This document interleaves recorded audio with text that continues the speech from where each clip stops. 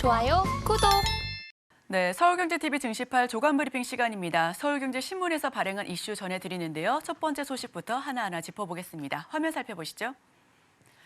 반도체 선전, 대중 수출도 0.1% 감소에 그쳐 반도체 수출이 플러스로 전환했습니다. 11월 수출이 3.2%가량 상승하면서 지난해 8월 이후 줄곧 마이너스를 기록하던 반도체 수출이 이달 16개월 만에 1년 전 대비해서 1.3% 늘었는데요. 플러스로 전환된 굉장히 좋은 호재거리가 들어왔습니다.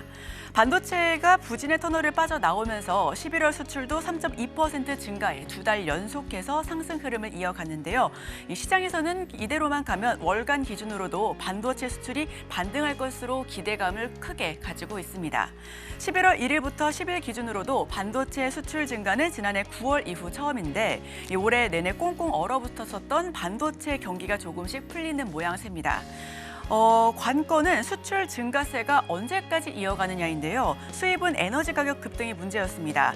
이달 수입액은 전년 대비해서 1.2% 증가한 총 199억 7,007만 달러로 집계가 됐는데 무역 수지는 17억 4,100만 달러 적자였습니다. 지난달 같은 기간보다는 적자가 줄었는데 월간 무역 수지는 지난달 5개월째 흑자를 기록하고 있습니다. 자, 그럼 기사 요약 한번 해볼게요. 반도체 플러스 전환 굉장히 좋은 소식으로 가지고 왔습니다. 11월 수출 3.2% 넘게 올랐고요. 1월 10일부터 이달 10일부터까지 182억 달러 정도 두 달째로 상승을 했습니다. 원유 등 에너지 가격 급등에 수입은 조금 난항을 겪고 있지만요. 무역 수지는 17억 달러로 적자폭을 조금씩 줄여나가고 있습니다. 자, 그렇다면 다음 소식으로 넘어가겠습니다. 우리 차가 세계 휩쓸 것 정주영 예언, EV 삼각벨트로 완성. 29년 만에 국내 신공장을 냈습니다. 바로 현대차의 이야기인데요.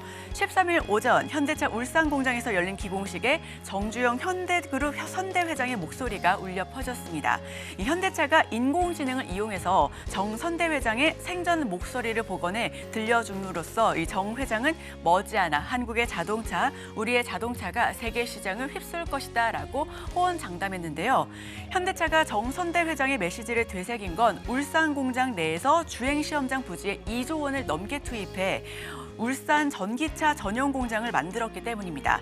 이 울산 전기차 전용 공장은 현대차 그룹이 국내에 짓는 전기차 전용 공장 중에 가장 큰 규모로 꼽히는데 이 현대차는 공장에서 2026년 상반기부터 연 20만 대의 전기차를 생산할 것을 계획하고 있습니다.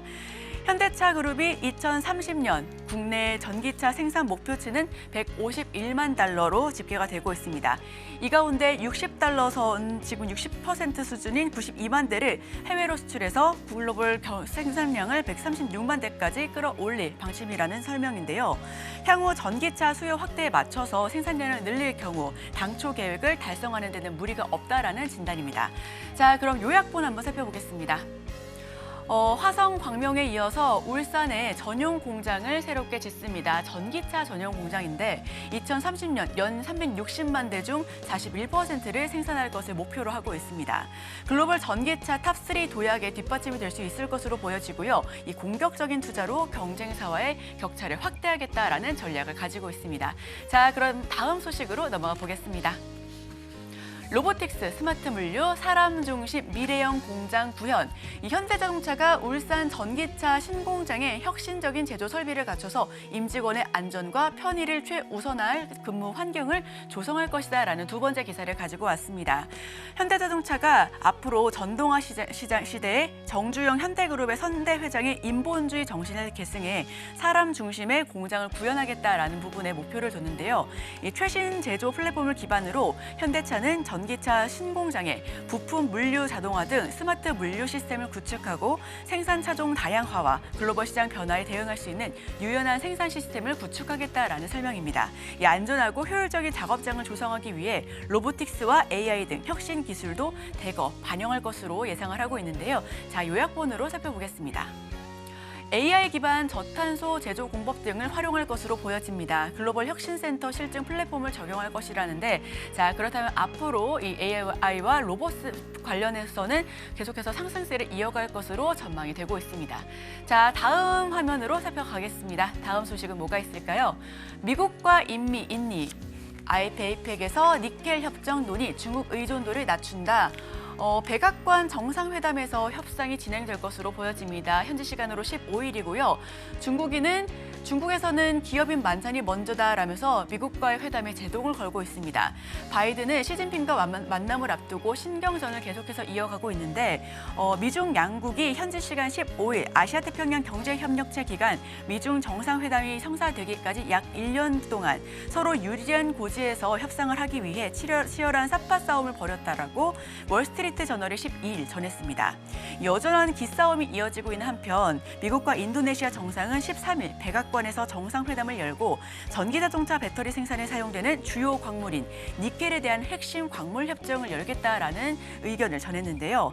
정상회담 핵심 주제는 인도네시아산 니켈의 핵심 광물 협정 체결을 위한 논의라면서 양국이 공식 협상에 들어갈 것으로 보인다라는 전망을 함께 내놨습니다. 중국에 대한 광물 의존도를 낮추기 위한 협상으로 보여지고 있는데 저희 화면을 통해서 살펴보겠습니다. 백악관 정상회담에서 협상이 진행될 것으로 보여지고요. 중국은 기업인 먼저 앞으로 계속해서 또 진행할 것으로 보여지고 이에 대해서 미국은 제동이 걸치고 있습니다. 바이든 시진핑의 만남을 앞두고 신경전을 보여지고 있고요. 미국 인니 니켈 협정을 논의하고 있습니다. 중국 의존도를 현저히 낮출 것이라는 포부와 함께 앞으로 계속해서 이 부분까지도 함께 하시면 좋겠습니다. 네, 다음 소식으로 넘어가 보겠습니다. 수주 대박에도 힘 못 쓴 조선주, 연말엔 순풍 타나. 네, 주요 조선주 주가가 하락하고 있습니다. 한화오션은 무려 42% 가까이 뚝 떨어졌고요. HD 현대중공업도 20%, 현대미포조선은 20% 넘게 급락했습니다. 삼성중공업 역시 이 하락 여파를 피해가지 못했는데요. HD 한국조선해양 역시 21% 넘는 낙폭을 보여줬습니다. 지금 이런 부분이 계속해서 조선주에 대해서 악영향을 보여주고 있습니다. 올해 상분기 역대 최대 규모의 신주 수주를 앞세워서 상승 랠리를 펼쳤던 조선주가 피크아웃 우려에 올 8월 이후 20% 넘게 급락하고 있는데요. 투자 전문가들은 내년에도 국내 조선사들의 수익성이 개선될 가능성이 높다라며 연말부터는 주가 반등을 기대해 볼 수 있다라고 평가하고 있습니다. 13일 한국거래소에 따르면 올해 8월 1일부터 지난달 10일까지 한화오션의 그 주가는 지금 보이시는 것처럼 40% 넘게 급락했습니다. 올해 고점을 기록한 7월 11일과 비교한다면 거의 반토막이 난 셈인데 HD 현대중공업과 현대미포조선 그리고 삼성중공업도 이 기간 코스피 하락률의 2배를 웃도는 수준으로 떨어졌습니다. 개별 종목의 주가 흐름이 시원치 않다 보니 조선주를 주로 담은 상장지수 펀드들도 덩달아 큰 폭의 하락세를 면치 못했는데요. 이 조선주의 주가 흐름이 8월 이후 급격히 악화된 것은 조선 수주 물량과 선가가 올해 정점을 찍고 내려갈 수도 있다라는 부정적인 전망이 계속해서 나오고 있기 때문입니다. 증권사들은 국내 조선 3사의 내년 컨테이너선과 LNG 선발수가 예년보다 모두 감소할 것으로 내다보고 있고요. 하지만 증권업계에서는 다시 상승세를 탈 것으로 전망을 또 하고 있습니다. 조선주 실적이 계속해서 호전되고 있어 이 주가 조정폭이 크지 않을 것으로도 전망이 되고 있고요. 아직 피크아웃을 논의하기에는 이르다라는 평가까지도 잇따르고 있습니다. 자, 그럼 요약본으로 한번 살펴보시죠. 발주 선가 피크아웃 우려여 고조에 석 달 새 20% 넘게 뚝 떨어졌습니다. 조선주가 전반적으로 좀 안 좋은 느낌이고요. ETF 역시도 침몰하고 있습니다. 한화오션은 고점 대비 반토막이 나면서 43%가 넘게 급락했고 실적 호전 지속적인 그런 부분 조정이 쉽지 않을 것이다라는 전망까지도 나오고 있습니다. 자, 그럼 다음 소식으로 넘어가 보겠습니다. AI 스마트폰 시대 새 캐시카우로 뜨는 LLW D램. 네, 최근에 고대역폭 메모리 테마가 일제히 상승세를 보여줬었는데 이제는 이 고대역폭 메모리뿐만 아니라 다른 D램이 출시될 것으로 보여집니다. 이 바로 온 디바이스 AI가 적용된 기기 대수 전망인데 스마트폰은 5억에 대해서 지금 10억으로 거의 2배가량 뛰었고요. 태블릿과 스피커 역시 상승할 것으로 보여집니다. AI 반도체 시장 규모는 2024년부터 계속해서 5년, 6년 큰 폭의 상승률을 보여줄 것으로 집계가 되고 있고요. 챗 GPT가 이끈 생성형 인공지능에 이어 이번에는 온디바이스 AI 시장이 열리면서 새로운 메모리 반도체에 주목이 커지고 있습니다. 온디바이스 AI는 서버와 클라우드를 거치지 않고 스마트폰 등 정보 기술 자체에서 AI 기능을 구현하는 기술이라는 것을 뜻하는데요. 이를 위해서는 기존 제품보다 월등히 빠른 속도와 이 전력 소모는 낮고 크기도 더 작은 반도체가 탑재되어야 합니다. 고대역폭 메모리 즉 HBM에 이어 새로운 캐시카우 등장이 임박한 셈인데 13일 업계에 따르면 삼성전자는 내년 말 양산을 목표로 하고 있고요. 저지연성 와이드 LLW D램을 개발하고 있습니다.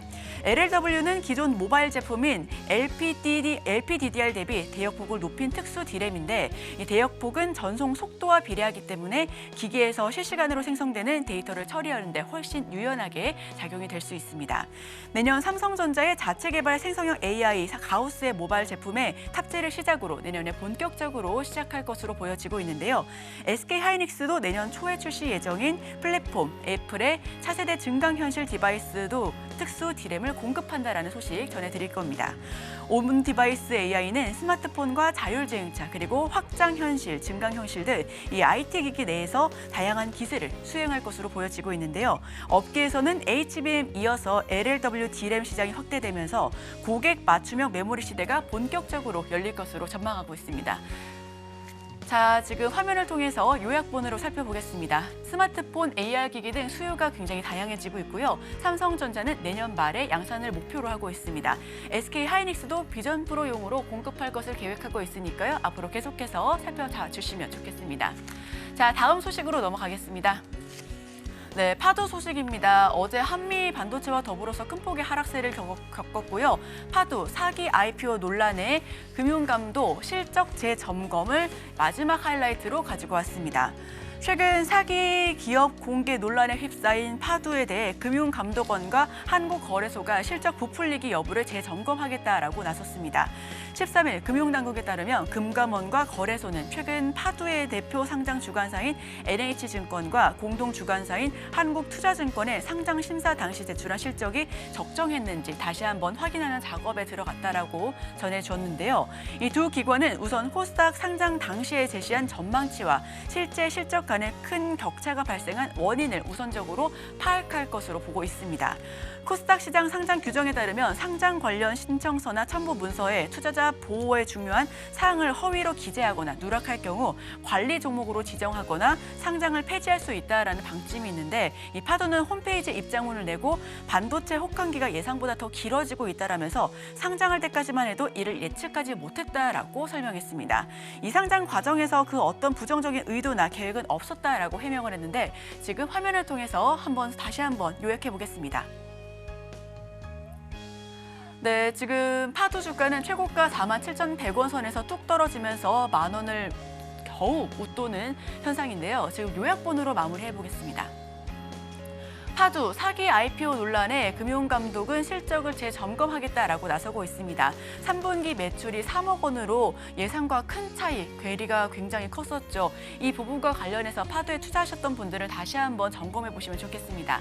자, 제가 준비한 소식은 여기까지입니다. 저희는 바로 이어서 오늘의 일면을 통해서 전문가 의견을 덧붙여서 들어보겠습니다. 좋아요, 구독!